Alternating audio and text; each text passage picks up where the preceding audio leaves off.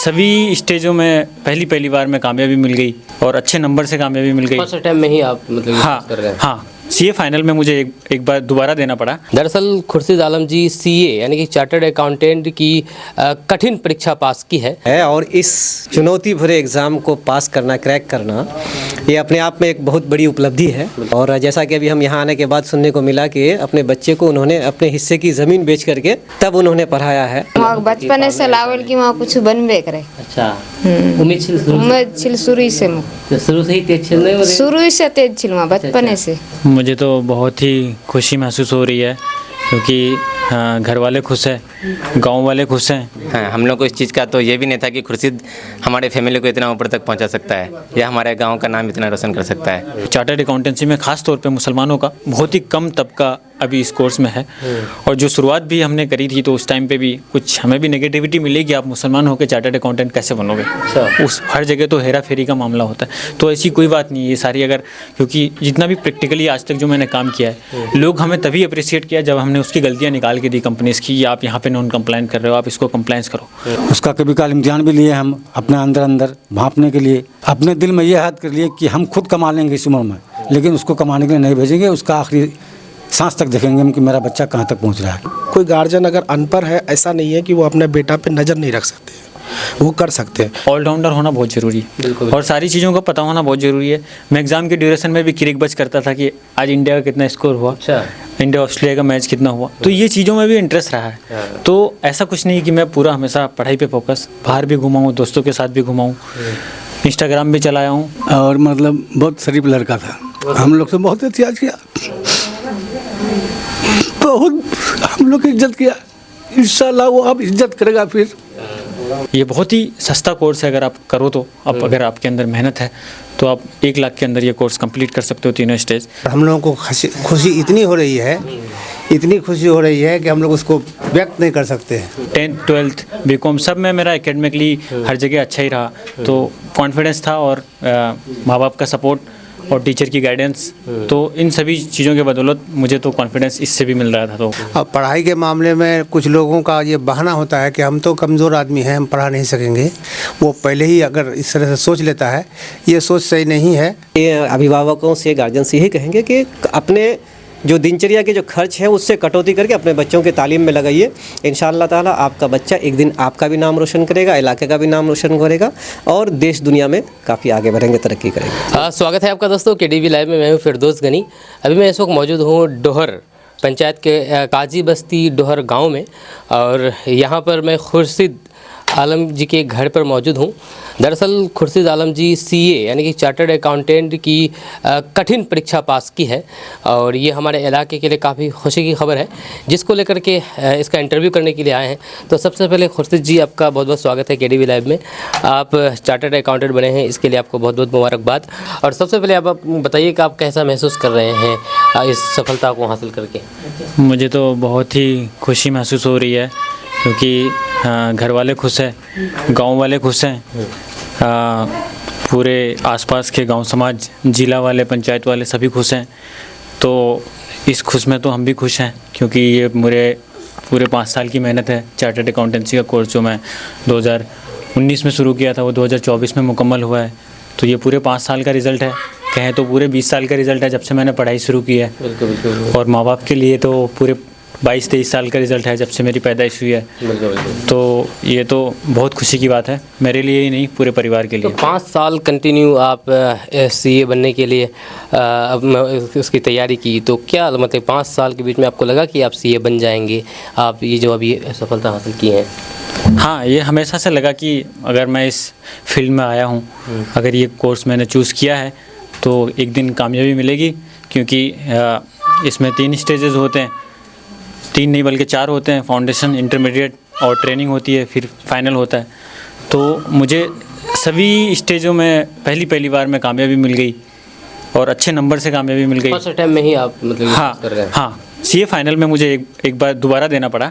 मई 24 में भी पेपर हुआ था तो उसमें कम नंबर से रह गए थे, तो सीए फाइनल का पेपर दोबारा देना पड़ा। तो बाकी इससे पहले का जर्नी बहुत स्मूथ रहा है और पहली बार में सारी चीज़ें हो गई है। तो मैं तो हमेशा से कॉन्फिडेंट था कि पेपर हो ही जाएगा अगर इस फील्ड में आया, क्योंकि सीए ही मेहनत करना तो भरोसा है उतना। जी, सीए ही नहीं बल्कि जो भी आज तक जो कॉमर्स में एएमयू गया, एएमयू के बाद फिर वहाँ से बीकॉम भी किया तो बीकॉम में भी एंट्रेंस देना पड़ता है, तो सारी चीज़ें 10th 12th बीकॉम सब में मेरा एकेडमिकली हर जगह अच्छा ही रहा। तो कॉन्फिडेंस था और माँ बाप का सपोर्ट और टीचर की गाइडेंस, तो इन सभी चीज़ों के बदौलत मुझे तो कॉन्फिडेंस इससे भी मिल रहा था, तो कामयाबी मिली अल्हम्दुलिल्लाह। तो आपकी बेसिक अगर शिक्षा के बारे में जानना जाए कि आपका बेसिक शिक्षा कहाँ से आपने प्राप्त की है, जो कि आपकी स्कूलिंग मैट्रिक हो या फिर मतलब कि 12 ग्रेजुएशन हो ऐसा कुछ? हाँ, शुरुआती जो तालीम है जो बेसिक होता है, जो बच्चे पहली बार स्टार्ट करते हैं, वो पापा के पास ही जो पास में बैठे हैं उन्होंने बहुत कुछ सिखाया। ये है कि इसकी वजह से आज समाज में काफ़ी मतलब एक चेहरा भी है, शरीफ बोलते हैं लोग कि ये बच्चा कभी कुछ नहीं बोला है, तो वो पापा की वजह से ही है।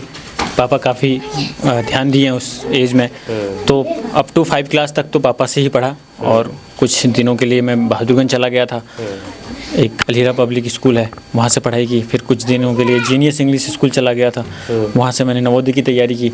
फिर वहाँ के बाद फिर मैं ये मिडिल स्कूल बिशनपुर में एडमिशन लिया, बीरपुर में सॉरी, और रेहान सर का कोचिंग ज्वाइन किया, जो ब्रिलियंट कोचिंग सेंटर है, जो वो मेरे काफ़ी सपोर्टिव टीचर रहे हैं through out my CA journey है। जब से मैं 2012 से उनको ज्वाइन किया और आज 2025 है, तो इस 13 साल की जर्नी में मुझे बहुत अच्छा एक्सपीरियंस उनके साथ रहा, क्योंकि वो हर मोड़ पे गाइड किए हैं। तो 10th वहाँ से किया मैंने, 10th के बाद फिर हम अलीगढ़ चले गए, 11th 12th अलीगढ़ से किया कॉमर्स से, और बीकॉम भी अलीगढ़ मुस्लिम यूनिवर्सिटी से किया। बीकॉम के साथ साथ ही मैंने सीए कोर्स में एंटर किया और सीए कोर्स जो 2024 में मेरा कंप्लीट हुआ। तो ये सीए बनने का सपना मतलब कब आया, अलीगढ़ जाने के बाद या फिर यहाँ पर जब बेसिक शिक्षा हासिल कर रहे थे? हाँ, ये सपना मेरा यहाँ नहीं था और मुझे कॉमर्स में भी जाने का सपना था नहीं। मेरा फर्स्ट पॉइंट था हमेशा से कि मैं साइंस लेके कुछ, जैसे जो हमारे इधर अभी फेमस चीज़ें हैं कि डॉक्टर, इंजीनियर, यही चीज़ें लोग जानते हैं और इन्हीं चीज़ को बड़ा मानते हैं। हाँ, तो मैं साइंस लेने ही गया था अलीगढ़, लेकिन कॉमर्स बाई चांस आ गया, बाई चॉइस साइंस लेना था। अच्छा। तो कॉमर्स बाई चॉइस चांस ले लिया। और तो बाई चांस में आपका छक्का मार लिए, और अगर मान लीजिए बाई चॉइस अगर मिलता तो क्या करते आप? नहीं, बाई चांस ही बेटर था। अल्लाह को था कि बाई चांस ही तुम बेटर कर सकते हो, तो इसलिए बाई चांस में ही बाई चॉइस हो गया अब।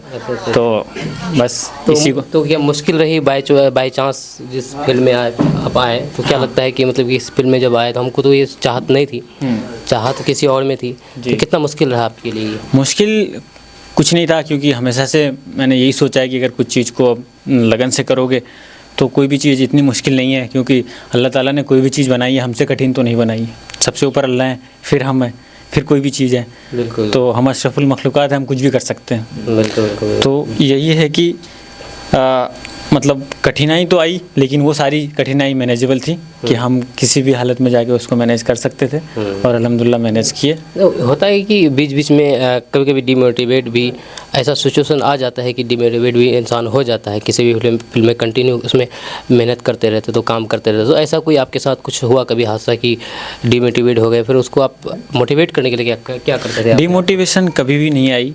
अगर मैं फेल भी हुआ तो मैंने अपने आप को देखा, तो उसमें मुझे ये लगा कि यहाँ मेरा 100% नहीं गया था, वो मेरी वजह थी जिसकी वजह से मैं फेल हुआ।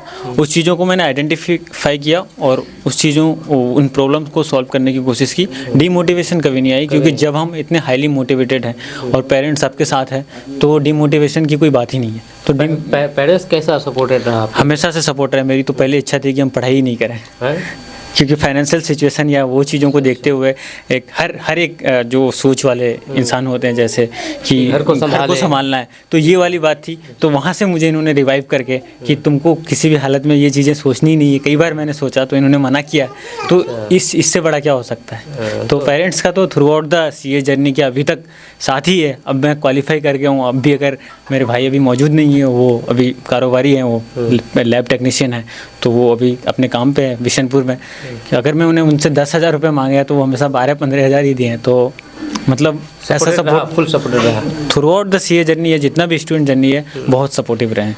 तो ये थॉट कब आया आपके मतलब जहन में कि चलो भाई पढ़ाई छोड़ देते हैं, अपना बस घर संभालने लगे? ये तो स्टार्टिंग की बात थी, जब शुरुआत में ही 10th किया था। क्योंकि अनुमान तभी आता है, तो तभी की बात थी। और तभी से फिर जब ऐसा बोल दिया गया तो फिर हमने सोचा ही नहीं कभी, और ये बात जब घर वाले कह रहे हैं या भाई कह रहे हैं तो ऐसी कोई सोच लानी ही नहीं है। तो उसके बाद तो और कभी ये वाली सोच आई नहीं कि मुझे पढ़ाई नहीं करनी है। तो आपका सही समय वही होता है, आप 10th में क्या सोचते हो वो डिसाइड करता है आपका, बाद में फिर आपको मौका नहीं मिलता है, तो 10वीं 12वीं में ही ये चीज़ें सोची जाती है।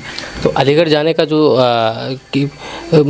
अलीगढ़ जाने के लिए जाने का फ़ैसला किसका, आपका खुद का था या फिर परिवार की तरफ से? फ़ैसला क्योंकि अलीगढ़ के बारे में हम लोग 9th में जब थे तभी जाने, क्योंकि जो ब्रिलियंट कोचिंग सेंटर में जो रेहान सर हैं वो हम लोगों को कई बार इस चीज़ में गाइड करते रहते थे कि आप लोग अलीगढ़ जाओ, आप लोगों के अंदर पोटेंशियल है। तो ये फ़ैसला जो अलीगढ़ जाने का फ़ैसला, वो जो फर्स्ट टाइम सुना अलीगढ़ का तो वो रेहान सर से ही सुना, फिर उनसे सुन के ये जिक्र घर पे किया तो घर वाले भी बोले हाँ जाओ, और कई बार घर वाले भी रेहान सर से पूछे। तो ये चीज़ें सर का हमारा पूरे फैमिली का कंबाइंड डिसीजन था और जाने का, और ये डिसीजन सफल रहा। तो आपसे चार्टर्ड अकाउंटेंट चुना अपने कैरियर को लेकर के, बहुत सारे फील्ड में हैं उसमें भी जा सकते हैं, और चार्टर्ड अकाउंटेंट कोई ऐसा व्यक्ति, कोई ख़ास पर्टिकुलर व्यक्ति है जिसको देख करके आपको लगा कि नहीं हमको बनना है तो चार्टर्ड अकाउंटेंट ही बनना है क्योंकि फलाना एक एग्जाम्पल है, ऐसा कुछ?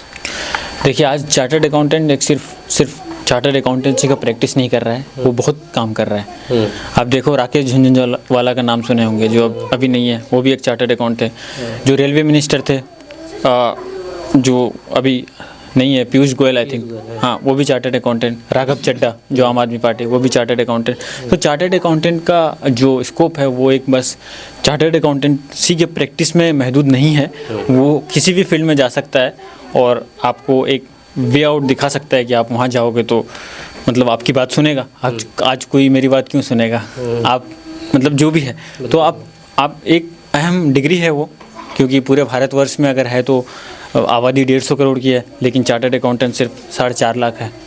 4.5 लाख पोटेंशियल है, काफ़ी ज़्यादा पोटेंशियल है, क्योंकि चीज़ें बहुत डीपली पढ़ाई जाती है, बहुत लंबा कोर्स है। आप देखोगे तो 4 स्टेजेस है, 3 साल की ट्रेनिंग है। तो ट्रेनिंग में ही हम काफ़ी कुछ चीज़ें सीख जाते हैं, क्योंकि हम लोगों को काफ़ी चीज़ों से डील करना पड़ता है, कंपनी से, CFO से, बड़े बड़े लोगों से, क्योंकि फाइनेंशियल स्टेटमेंट जो साइन होता है वो चार्टर्ड अकाउंटेंसी होता है। तो बोर्ड मीटिंग में बैठते हैं हम, तो इन चीज़ों से काफ़ी हम कैपेबल हो जाते हैं कि लोगों को कैसे से डील करना है इन सारी चीज़ों को लेके।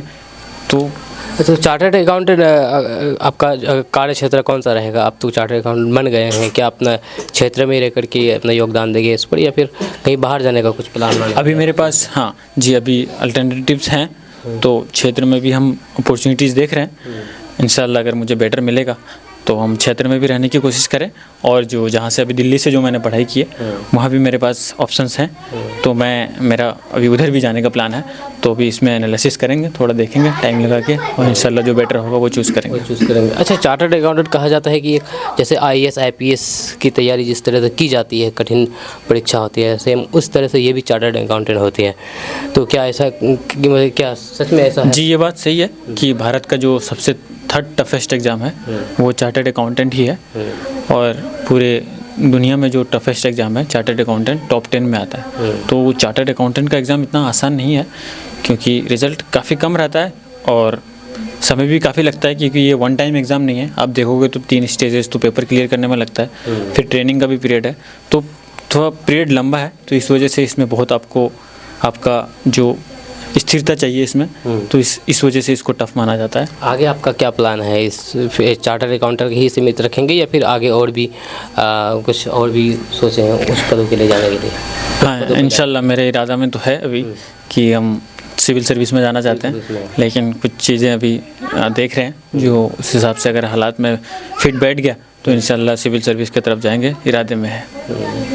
तो इसको CA की तैयारी के दौरान सबसे बड़ी अगर चुनौती के बारे में अगर आपसे पूछा जाए कि सबसे बड़ी चुनौती आपके लिए इस 4-5 साल के सफ़र के दौरान क्या रहा?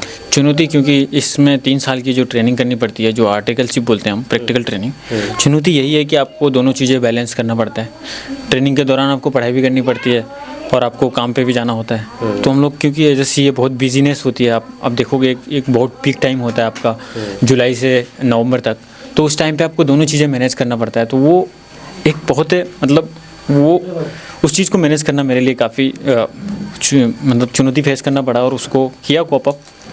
तो एक सीए स्टूडेंट के लिए ये बहुत बड़ा फेज़ होता है जब आपको ट्रेनिंग और पढ़ाई दोनों मैनेज करना पड़ता है। अच्छा, जो भी युवा अगर इस फील्ड में अगर जाना चाहे, चार्टर्ड अकाउंटेंट बनना चाहे, तो उसको आप क्या सलाह देना चाहेंगे इस फील्ड में आने के लिए, कि वो आए या ना आए? अगर आए तो उसको क्या सलाह देंगे, किस तरह से उसको तैयारी करनी चाहिए, क्या कदम उठाना चाहिए? मेरी सलाह तो है कि अभी जो ये पूरा हमारे इस क्षेत्र के लिए पर्टिकुलरली बहुत ही मतलब अभी बहुत ही इतना फेमस नहीं है, इवॉल्विंग है ये जो चार्टर्ड अकाउंटेंसी का कोर्स है। तो मैं तो कहता हूँ कि ज़्यादा से ज़्यादा बच्चे आएँ इसमें, क्योंकि ख़ास तौर से जो हमारा समाज है इसमें हम बेहतर एक अच्छे पोस्ट में जाके ही अपने समाज को आगे बढ़ा सकते हैं। तो चार्टर्ड अकाउंटेंसी में ख़ास तौर पे मुसलमानों का बहुत ही कम तबका अभी इस कोर्स में है। और जो शुरुआत भी हमने करी थी तो उस टाइम पे भी कुछ हमें भी नेगेटिविटी मिली कि आप मुसलमान होकर चार्टर्ड अकाउंटेंट कैसे बनोगे। उस हर जगह तो हेरा फेरी का मामला होता है, तो ऐसी कोई बात नहीं है। ये सारी अगर क्योंकि जितना भी प्रैक्टिकली आज तक जो मैंने काम किया है, लोग हमें तभी अप्रिशिएट किया जब हमने उसकी गलतियाँ निकाल के दी कंपनीज़ की, आप यहाँ पर नॉन कंप्लाइंट कर रहे हो, आप इसको कंप्लाइंस करो। तो ये चीज़ जो है कि लोग आप हेरा फेरी करते हो, आप ब्लैक को वाइट में कन्वर्ट कर दोगे, ये चीज़ें सिर्फ बोलने की बातें हैं। ये आपको रियलिटी में देखोगे तो लोग जो कंपनीज़ हैं जो भी हैं आपसे जो सर्विस ले रहे हैं वो यही पसंद करते हैं कि आप उनकी जो नॉन कंप्लायंस है, जो चीज़ वो फुलफ़िल नहीं कर रहे उनको आइडेंटिफाई करके बताओ, उनको बताओ कि आपने ये गलती करी है, इनको सही करो। तो वो ज़्यादा लाइक करते हैं इन चीज़ों को, आप यहाँ से बाहर निकलोगे। तो मैं तो कहूँगा कि अपने जितने भी क्षेत्र के बच्चे हैं जो भी 10+2 कर रहे हैं, ये बहुत ही सस्ता कोर्स है। अगर आप करो तो अगर आपके अंदर मेहनत है तो आप 1 लाख के अंदर ये कोर्स कंप्लीट कर सकते हो, तीनों स्टेज। अब कोचिंग गाइडेंस की बहुत ज़्यादा नीड नहीं है। अगर आप यूट्यूब में देखोगे तो बहुत सारे टीचर हैं जो इसके लिए आपको कंप्लीट क्लासेस दे रहे हैं। आप वहाँ से देख के, और ICAI जो हमारा इंस्टीट्यूट है वो फ्री भी क्लासेस प्रोवाइड करती है, तो आप उसकी हेल्प से तीनों स्टेजेस आप आराम से कंप्लीट कर सकते हो और 1 लाख रुपए में पूरा कोर्स कंप्लीट हो जाएगा। अच्छा, तो अभी सोशल मीडिया का दौर है, जाहिर सी बात है सभी के हाथ में मोबाइल है और सोशल मीडिया यूज़ करते हैं। तो आप यूज़ करते थे? अगर करते थे तो कैसा, क्या मतलब कि कितना घंटा यूज़ करते थे दिन में? हम हमेशा से सोशल मीडिया यूज़ किए हैं, हमेशा से एक्टिव रहे हैं। एग्ज़ाम की ड्यूरेशन में भी 1-1 घंटा चला जाता था, क्योंकि ये चीज़ ऐसा है कि ये चीज़ आपको कभी डिस्ट्रैक्ट नहीं करती। मेरा मानना है कि आप इसको लिमिट में इस्तेमाल करते हो तो कभी डिस्ट्रैक्शन नहीं है। लेकिन तो एक बात और भी है ना, अगर मान के चले हम अगर रील देखते हैं सोशल मीडिया पर, तो रील देखते थे तो कब घंटा 2 घंटा बीत जाता पता नहीं चलता। तो ऐसा कुछ ये आप पे है कि क्योंकि कोई भी ऐसा डिस्ट्रैक्शन नहीं है जो आप नहीं संभाल सकते हो ना। सारी चीज़ें आप पे है। अगर आप बोलोगे कि मैं रील देख रहा हूँ और 1 घंटा से रील देख रहा हूँ तो बंद कर दो फ़ोन, बंद करके आप बैठ सकते हो ना। तो ये चीज़ें आप पे है, ये कि रील आपको रोक के नहीं रखेगा कि 1 घंटा और देख लो उसके बाद जाओ। तो मेरा ये मानना है कि ये चीज़ें भी साथ में रहनी चाहिए ताकि आपको दुनिया का आबो हवा पता चलता रहे। आप सारी चीज़ों से, क्योंकि अभी का ज़माना क्या है, अगर हम इस सेक्टर में हैं तो हमको ऑलराउंडर होना बहुत ज़रूरी है और सारी चीज़ों का पता होना बहुत ज़रूरी है।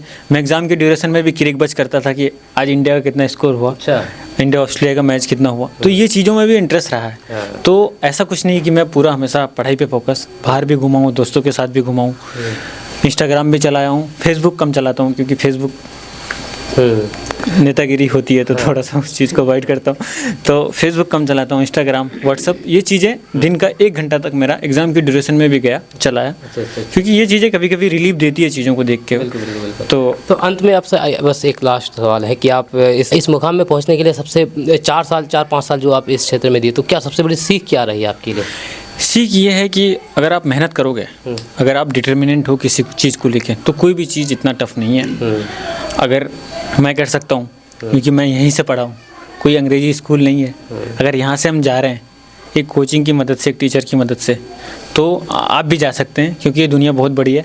आप कुछ भी कर सकते हैं, आप बस एक सही राइट डिसीजन, राइट पाथ की ज़रूरत है आपको। अगर वो मिल गई तो आप कुछ भी हासिल कर सकते हैं। तो मेरा मानना ये है, सीख यही है कि हमेशा बड़ा सोचो, बाकी सफलता आप मेहनत करो, अल्लाह ताला पे छोड़ दो, कामयाबी इंशाल्लाह मिलेगी। बिल्कुल, बहुत बहुत शुक्रिया आपका, बहुत अच्छी कीमती बात बताई है आपने खुर्शीद जी। अब हम खुर्शीद जी के माता पिता से ही बात करना चाहेंगे इस बारे में।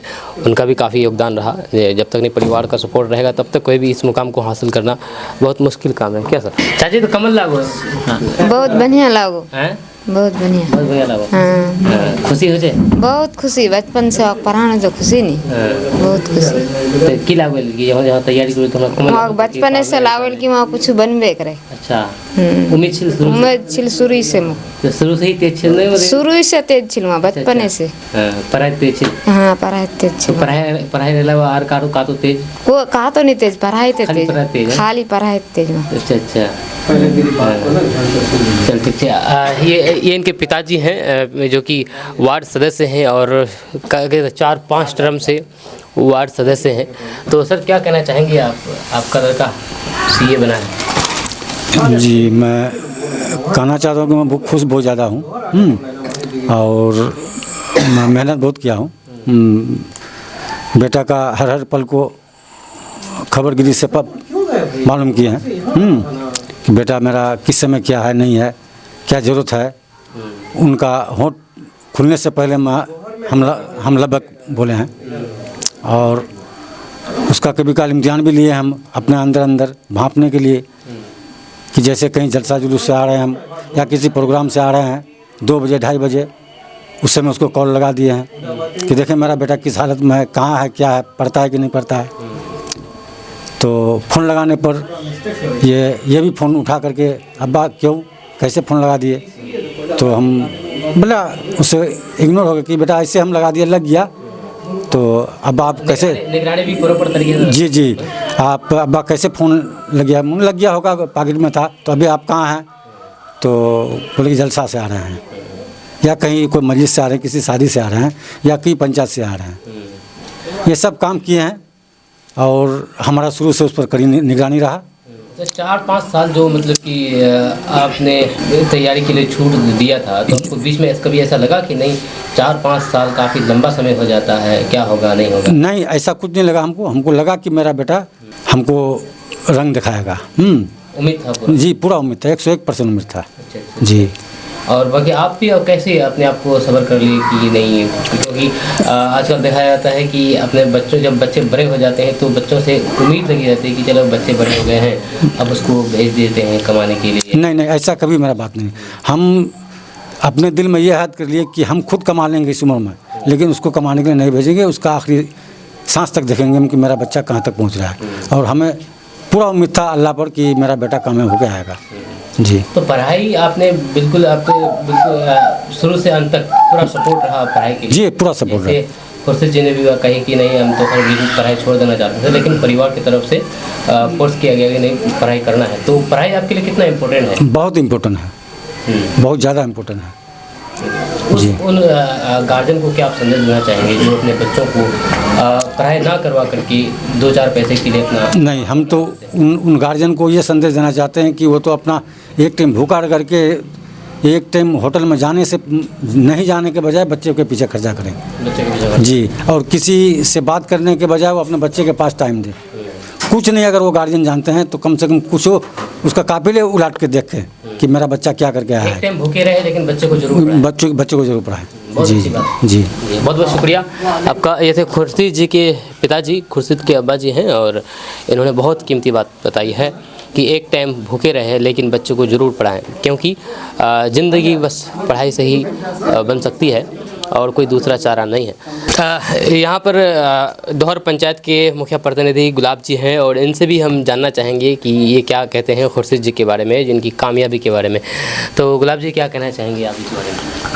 इससे बहुत बड़ी खुशी मिलती है कि हमारे पंचायत के ऐसे नौजवान, ऐसे लड़के जो सब 20-22 साल के अगर ऐसा कर सकते हैं तो इनसे हमारे समाज को, पूरे पंचायत को, पूरे प्रखंड को, पूरे ज़िला को एक मैसेज जा रहा है कि अगर वो कर सकता है तो हम भी कर सकते हैं। दूसरी बात ये है सर अभी बता रहे थे कि ये जो कोर्स है बहुत कम पैसों में होता है। जैसे डॉक्टरी करने जाएंगे तो लगभग 1 करोड़ लगेगा, 1 लाख में अगर ये कर सकता है और एक फ्री इनका जो सिस्टम है कि फ्री में भी पढ़ा सकते हैं या फिर यूट्यूब देख के कर सकते हैं। तो अच्छा लगा कि अगर 1 लाख में अगर 4 करोड़ में 4 लाख है सिर्फ सीए का जो अभी, तो ये सोच रहे हैं कि और बच्चे भी जो जिनके अंदर जुनून है, जिनके अंदर जज्बा है, जो चाह रहे हैं कि नहीं हम कर सकते हैं, हम करना चाह रहे हैं, तो 1 लाख में 1 लाख का कोर्स पैसे के अभाव में हाँ उच्च शिक्षा हासिल नहीं कर पा रहे, वो कर सकते हो, ये बहुत बड़ी बात है। और इससे इनके अब्बा हमेशा हमसे, जो हमारे मेंबर साहब हैं, ये हमसे बहुत बड़े, हमेशा हम इनके, ये हमारे साथ पैर बन के रहे हैं हमसे, तो हम हमेशा इनका छाव में रहे हैं, हमेशा पूछते रहे कैसा है क्या है, हमेशा बता रहे आज मेरा बेटा ऐसा है, जो मेरा बेटा वैसा है, कभी भी कुछ होता है हाँ फ़ोन करते थे। और ये हम बहुत अच्छा भी लगता था कि अब इनका बेटा अगर कहीं कोई सेमिनार अगर अटेंड करते थे तो ये हमें अगर मुलाकात होता, आज वहाँ सेमिनार हुआ है, आज ग्रुप मीटिंग में गए हैं, हाँ ये हमेशा अपना बेटा, और ये एज अ रिस्पॉन्सिबल गार्जियन बन के हमेशा रहे। अगर कोई गार्जियन अगर अनपढ़ है, ऐसा नहीं है कि वो अपने बेटा पे नज़र नहीं रख सकते, वो कर सकते हैं। भले बता रहे थे अगर वो गार्जियन अगर पढ़ना नहीं जानते हो तो उनके टीचर से जाके मुलाकात करें। ये रेहान सर जो बता रहे थे ब्रिलियंट कोचिंग वाले, से बहुत मुलाकात करते थे कि मेरा बेटा कैसा है क्या है नहीं है। ये शायद इन्हें नहीं पढ़ना आता है, ऐसे गार्जियनों को अगर नहीं आता है तो टीचरों से जाके मिलते थे, उनका कॉपी देखते थे कि हाँ लिखता है कि नहीं लिखता है। अगर वो नहीं पता कि क्या लिख रहा है, आज 4 पेज लिखा हुआ है तो कल 5 पेज लिखना ही चाहिए, उनसे भी एनालिसिस हो जाता है। बहुत अच्छी बात है कि हम कॉपी उलाट के देखें, उससे भी पता चल जाएगा कि आपका बेटा क्या कर रहा है। जी बहुत अच्छी बात है, थैंक यू। इमरान जिला पार्षद जी हैं, ये भी आए हुए हैं मुबारकबाद पेश करने के लिए, काफ़ी दूर से आए हुए हैं, हम भी काफ़ी दूर से आए हुए हैं। तो क्या कहना चाहेंगे इमरान भाई, आप भी काफ़ी दूर से आए हैं और काफ़ी समय हो गई है रात के समय में आए हैं आप। अस्सलाम वालेकुम, नमस्कार, आदाब। बहुत दूर तो नहीं है, यहाँ से भाटावाड़ी जो मेरा जिला परिषद यहाँ ख़त्म होता है और मेरा जिला परिषद से क्षेत्र स्टार्ट हो जाता है, तो बहुत नज़दीक है। और जब आदमी दिल के करीब हो तो वो दूर नहीं लगता है। डोहर से हमारा हमेशा से शुरू से बहुत ही प्यारा संबंध रहा है, अटूट संबंध रहा है यहाँ के लोगों से। तो बड़ी खुशी हुई जब मेरे इस क्षेत्र के 2 नौजवान, 2 युवा साथी, और दोनों ही रूममेट्स रहे हैं हमारे धनगरा पंचायत के दिगलवैंग के फैसल बाबू और ये खुर्शीद बाबू, तो चार्टर्ड अकाउंटेंट बने हैं। और क्योंकि मैं चार्टर्ड अकाउंटेंट के बारे में जानता हूँ, बहुत ही बताया उन्होंने कि टफेस्ट एग्ज़ाम होता है दुनिया के, तो थर्ड टफेस्ट एग्ज़ाम है। और इस चुनौती भरे एग्ज़ाम को पास करना, क्रैक करना, ये अपने आप में एक बहुत बड़ी उपलब्धि है।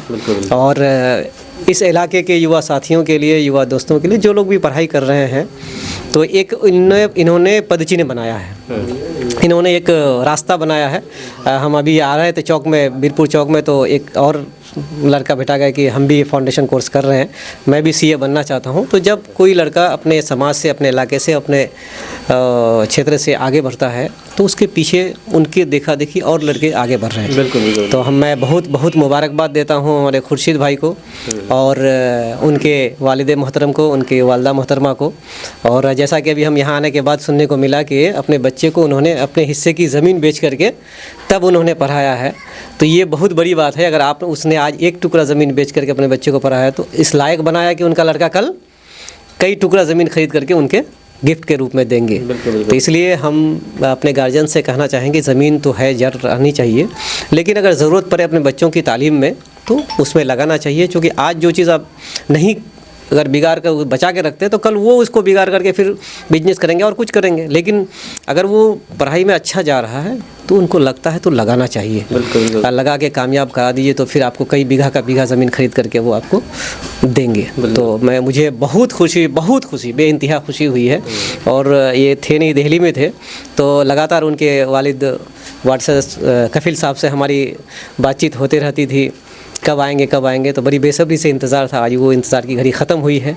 तो खुर्शीद बाबू, उनके वालिद मोहतरम, उनके वालदा मोहतरमा और उनके परिवार के सभी सपोर्टर्स, उनके, जैसा कि उन्होंने कहा कि मेरे बड़े भाई हमको अगर हम 10 मांगते तो 15 देते थे, 15,000 देते थे। तो ये एक बड़े भाई का सपोर्ट होना बहुत बड़ी बात है। और हम तो यही कहेंगे खुर्शीद बाबू से कि इस सपोर्ट को हमेशा अपने मरते दम तक याद रखना है कि जिसने भी आपको कोऑपरेट किया है, और उसमें समाज की भी बहुत भागीदारी रहती है।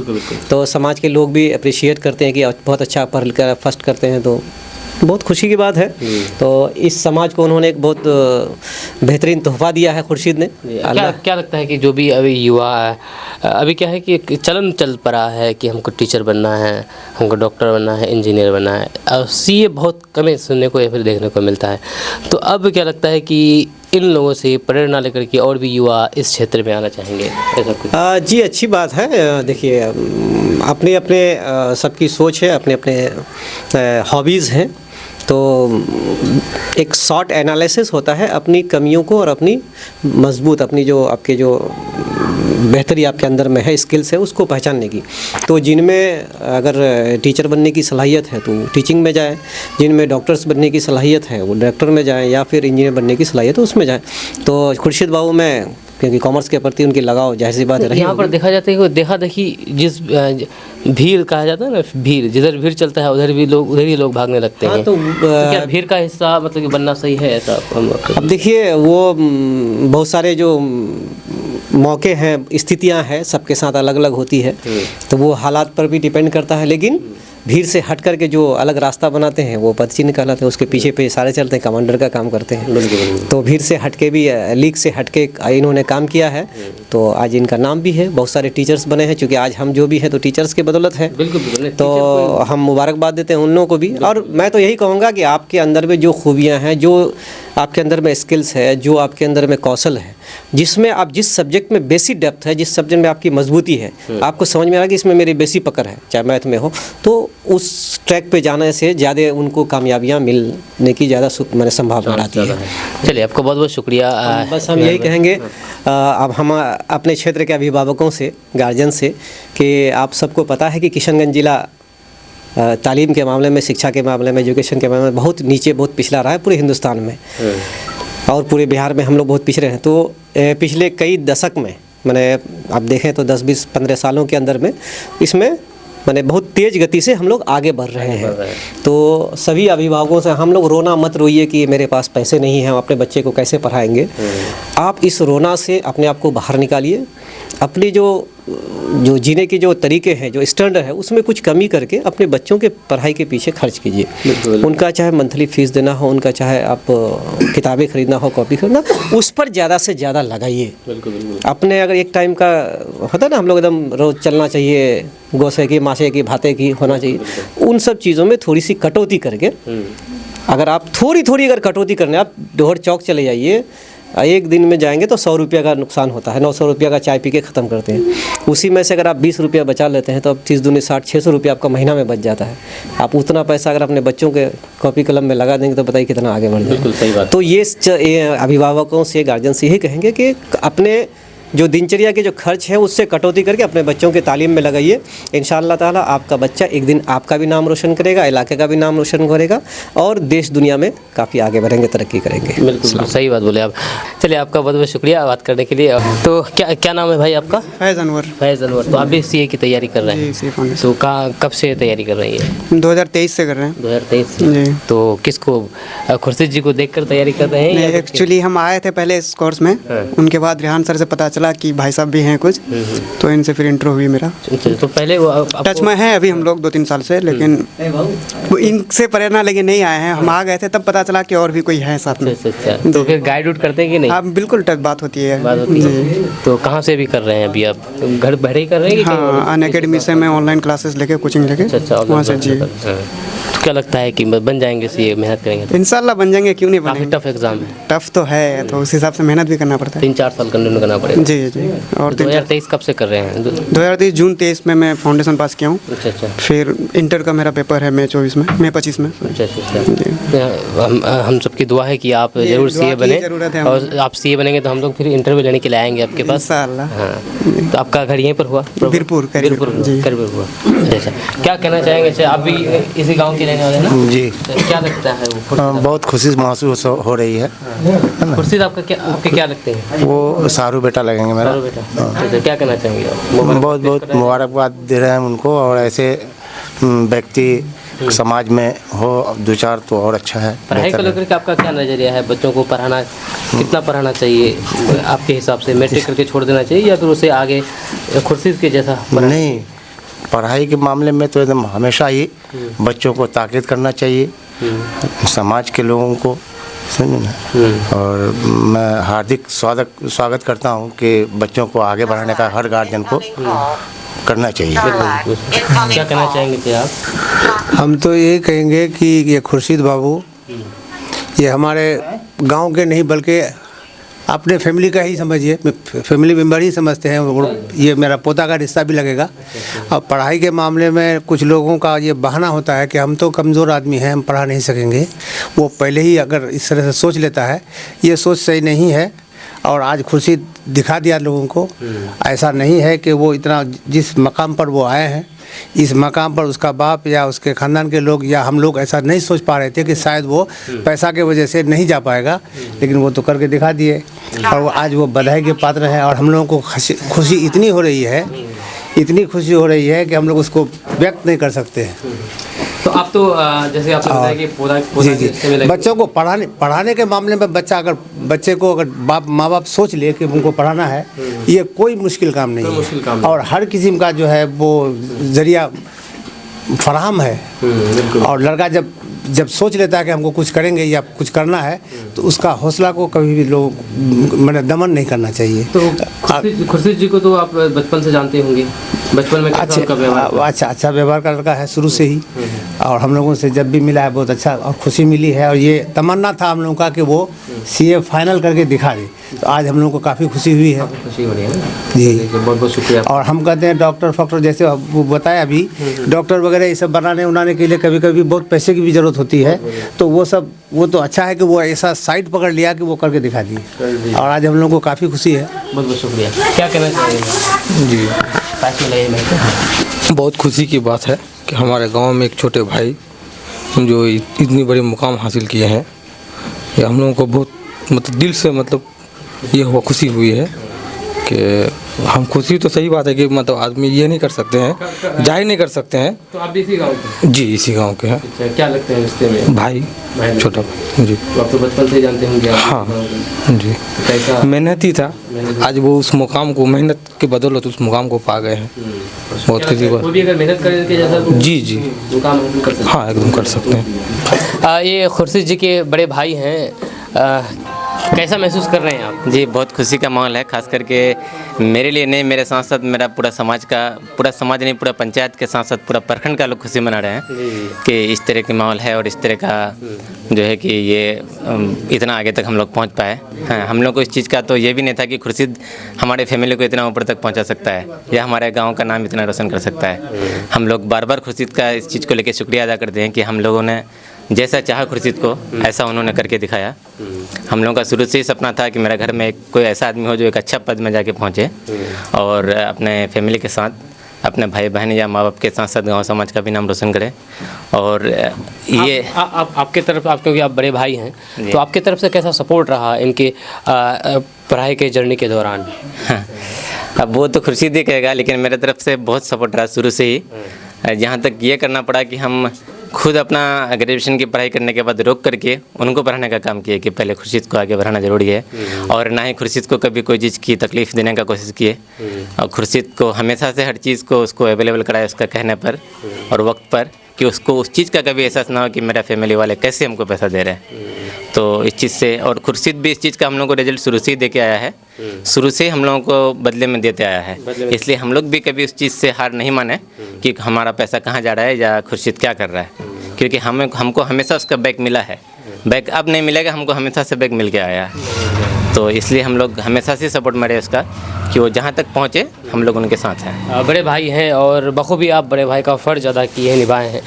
तो आप क्या करते हैं उसे, अगर आप बताना चाहें तो? हम लैब टेक्नीशियन है। अच्छा। जी, मेरा पैथोलॉजी है बिशनपुर मार्केट में ही। अच्छा। हम घर में रह करके लैब ही चलाते हैं। और हमारे अब्बा अभी वार्ड सदस्य के साथ साथ किसान हैं। हमारे अब्बा भी 5 टर्म से रेगुलर वार्ड सदस्य हैं अपने वार्ड के। जी चलिए, आपका बहुत बहुत शुक्रिया। ये खुर्शीद जी के बड़े भाई हैं, नाम नहीं? मेरा नाम शमशीर आलम। शमशीर आलम। चलिए, बहुत अच्छा किया, मतलब बहुत बढ़िया किया और मतलब बहुत शरीफ लड़का था। हम लोग से बहुत एहतियात किया, बहुत हम लोग की इज्जत किया। इंशाल्लाह वो अब इज्जत करेगा फिर। यानी आपके जज्बात से झलक रहा है कि नहीं आप बहुत खुशी हैं। ये खुशी के आंसू है, ये गम के आंसू नहीं है। और बाकी इस वीडियो को यहाँ पर एंड कर देते हैं। आपका इसके बारे में क्या कहना है नीचे कमेंट बॉक्स में कमेंट करके ज़रूर बताइएगा। खुर्शीद जी के बीच में जो भी बातें हुई हैं और भी दीगर जितने भी लोग हैं सभी जितने जो भी बातें हुई है आप बखूबी यहाँ तक अगर आए हैं तो ज़रूर सुने होंगे। तो इस वीडियो को यहाँ पर एंड कर देते हैं। मेरा नाम फिरदौस गनी है, आप देख रहे हैं KDV लाइव। मेरे सहयोगी हैं नियाज़ अहमद। मिलते हैं नेक्स्ट वीडियो के साथ। जय हिंद, जय भारत।